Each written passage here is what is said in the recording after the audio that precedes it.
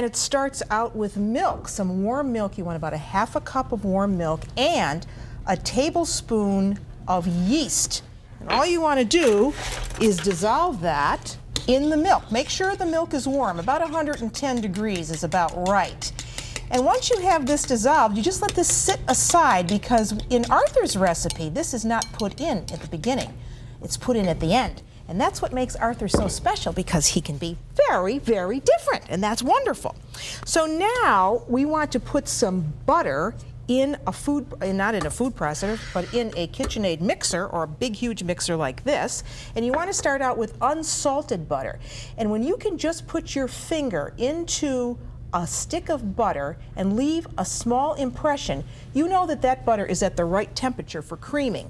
So 1 stick of unsalted butter goes in, and we want to start creaming that with about 2 tablespoons of sugar and about a half a teaspoon of salt. But now we have 4 egg yolks, and we want to put those egg yolks in one at a time to get them really well mixed into the butter.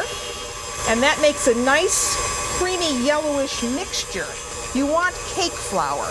So I'm going to add a little bit of the flour now, turning down the speed a little bit. You want to add flour and beaten egg whites. And now the egg whites. And now normally this is made in a tube pan, a 10.5-inch tube pan, like you would do a angel food cake. But I'm surprising Arthur today and doing it a little differently, because I'm going to make this in a miniature version, or mini baba. So I'm going to let that go now for a minute and get my bowl out that we're going to put that in to rise. We'll put it right in here. So you see how sticky it is. There's no way you'd ever be able to knead that. Okay, that looks good. I hope he's going to be proud of me. And I've made these before and they come out beautiful. So all you have to do is take some of the batter and plop it right into the center.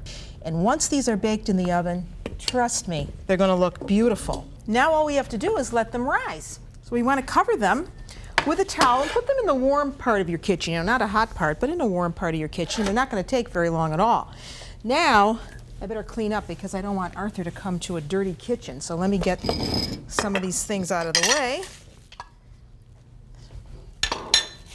And look, I made the mini version. Mini little baba au rhum? Yeah, but I waited for you to come so we could do the sauce together. Okay. So I know you have this little, you know, the little All right, trick. you got to make holes in these. Yeah, and meanwhile, I've got 2 cups of sugar. You got to make here. holes so that the syrup will penetrate.